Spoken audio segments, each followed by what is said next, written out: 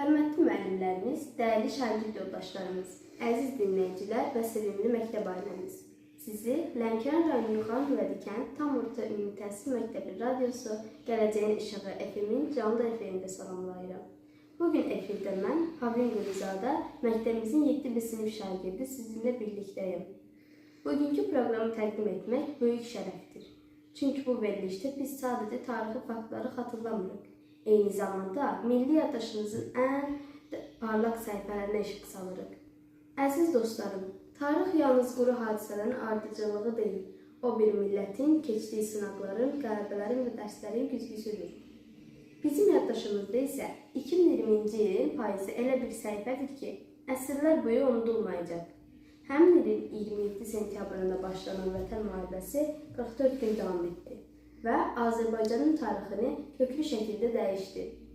Bugün biz həmin müharibənin ilk həftəsinin mühüm günlərindən 29 sentyabrdan danışacağıq. Bəli, 29 sentyabr. Bu tarix heç vaxt sadəcə bir təqvim günü kimi qalmadı. O həm mübarizənin gərginliyini, həm də qələbənin nəfəsini özündə yaşatdı. Həmin gün Azərbaycan ordusu müxtəlif istiqamətlərdə irəliləyərək düşmənin möhkəmləndirilmiş mövqelərini dağıdırdı. Hər bir addım xalqımızın inamını artırır, həm də düşmən tərəfin qorxusunu böyüdürdü. Əziz dinləyicilər, mən yaxşı xatırlayıram. Həmin günlərdə məktəbdə dərslər keçirilsə də, hər kəsin diqqəti xəbərlərdə idi. Müəllimlərimiz bizə yalnız riyaziyyat, fizika və ədəbiyyatı deyil, həm də vətənpərvərlik dərsini öyrədirdilər. Sinif otaqlarında uşaqlar bir-birinə sual verirdi.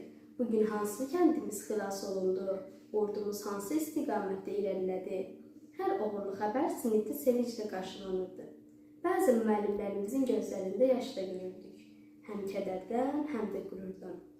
Əziz dostlarım, tarixi rəqəmlər bəzən duyğularımızı daha da dərinləşdirir.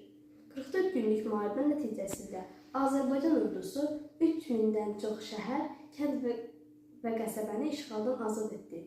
Hər azad olunmuş məntəqənin arxasında yüzlərlə şəhidin qəhrəmanlığı, minlərlə əsgərin fədakarlığı dayanırdı. Bugün azadlıqla nəfəs aldığımız torpaqlar məhz o qəhrəmanların qanı bahasına bərpa olundu. 29 sentyabr günü yayımlanan xəbərlər xalqımıza həm güc, həm də ruh verirdi. İnsanlar evlərində, iş yerində, küçələrdə, hər yerdə xəbərləri izləyir, bir-birinə ümidli sözlər söyləyirdi. Hər kəsin qəlbində eyni düşüncələr vardı. Qarabağ artıq qayıdır. O günlərdə insanlar sanki bir ürək, bir nəfəs, bir amal olmuşdu. Mən sizə qısa bir hekayə danışmaq istəyirəm. Müharibənin ilk günlərində bir kənd müəllimi şagirdlərinə dərsdə belə demişdi. Uşaqlar, bugün sizə tarix fənnindən dərs keçmirəm. Çünki tarix indi yazılır. İndi böyükləriniz, qardaşlarınız, atalarınız cəbhədə qəhrəmanlıq göstərir. Sizin vəzifəniz isə yaxşı oxumaq, bilikli olmaq və gələcəkdə azad torpaqlarımızı inkişaf etdirməkdir. Bu sözlər bir daha göstərir ki, müharibə yalnız silahlı deyil, həm də ruhun elmə və savada bağımlılığın mübarizəsidir.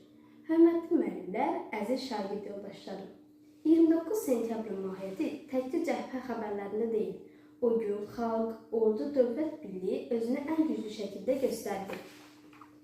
Əsgər ön cəbhədə vuruşur, həkim yaralıları sağaldır, müəllim uşaqlara vətənpərvərlik öyrədirdi. Gənclər könüllü fəaliyyətlərdə iştirak edirdi. Bütün bu fəaliyyətlərin hamısı eyni amal uğrunda idi. Azərbaycanın torpaq bütövlüyünü bərpa etmək. Əziz dinləyicilər, Qarabağ məsələsi 10 illərlə davam edən bir mübarizə idi. 1990-cı illərin əvvəllərində yüz minlərlə insan məcburi köçkün oldu. Onlar doğma kəndlərini, şəhərlərini tərk edib başqa yerlərdə məskunlaşdılar. Bu uşaqlar ata-babalarının yurdlarını yalnız xəritədən tanıyırdı. Lakin 2020-ci ilin Vətən müharibəsi bu həsrəti sona çatdırdı. İndi isə həmin torpaqlarda həyat yenidən başlayır. Məktəblər tikilir, yollar çəkilir, havalimanları inşa edilir.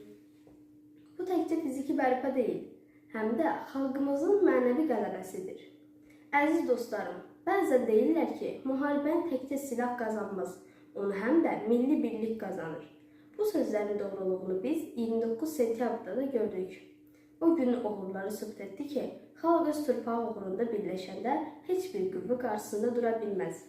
Müharibənin dərsləri isə bizə böyük məsuliyyət qoyur. Biz gənclər artıq bilirik ki, bu torpaqlar uğrunda şəhid olanların qanı bahadır. Ona görə də bu qələbəni qurumaq, sülhü möhkəmləndirmək bizim borcumuzdur. Dünyanın təcrübəsi göstərir ki, müharibədən çıxan ölkələr yalnız təhsilə, elm və texnologiyaya üstünlük verdikdə sürətlə inkişaf edir. Deməli, biz Azərbaycanın gəncləri daha çox oxumalı, öyrənməli, gələcəkdə dövlətimizi gücləndirməliyik. Unutmayaq ki, azad edilmiş Qarabağ və Şərqi Zərgəzur bölgələri təkcə ərazi deyil, həm də gələcəyimiz üçün böyük imkanlar deməkdir. Burada kənd təsərrüfatı, turizm, sənaye və mədəniyyət sahələri yeni nəfəs tapacaq. Və bu imkanlardan yararlanacaq məhz biz gənc nəslik. Əziz dinləyicilər, 29 sentyabr kimi günlər tarix kitablarında biz sadəcə bir səhifə deyil, həm də gələcək nəsillərə ünvanlanmış bir dərsdir. O günlər bizə göstərir ki, qələbə yalnız silah gücü ilə deyil, həm də iman, elm və milli həmrəylik qazanır. İndi isə gəlin bir sual verək, biz bu qələbədən nə öyrəndik? Məncə ən böyük dərs budur. Torpaqlarımızı qorumaq üçün güclü orduya sahib olmaq kifayət deyil. Güclü elmə, savadlı gəncliyə, müasir texnologiyaya və ən əsası biliyə sahib olmaq da vacibdir. Çünki müharibəni əsgərlər qazanır, sülhü isə vətəndaşlar qoruyur. Hörmətli müəllimlərimiz, dəyərli məktəb yoldaşlarımız və sevimli məktəb ailəmiz. Bugün gələcəyin işığı FM-in efirində mən, Havin Qolizadə, məktəbimizin 7. sinif şagirdi sizinləydik. Biz Vətən müharibəsinin ilk mərhələlərinin birindən 29 sentyabr tarixindən danışdıq. Onun mahiyyətini bir daha dərk etdik. Diləyim budur ki, xalqımızın qazandığı bu qələbə daim möhkəm olsun. Gələcək nəsillər müharibənin dəhşətini görməsin. Yalnız sülh, elm və inkişaf şəraitində böyüsün. Bu Azərbaycanın bütün hər güşəsində birlik, rihab və tərəqqi hökm sürsün. Sağ olun əziz dinləyicilər. Növbəti buraxılışlarda yenidən görüşmək ümidi ilə. Hər birinizi sağlamlıq, firavanlıq və elm yolunda uğurlar arzulayıram.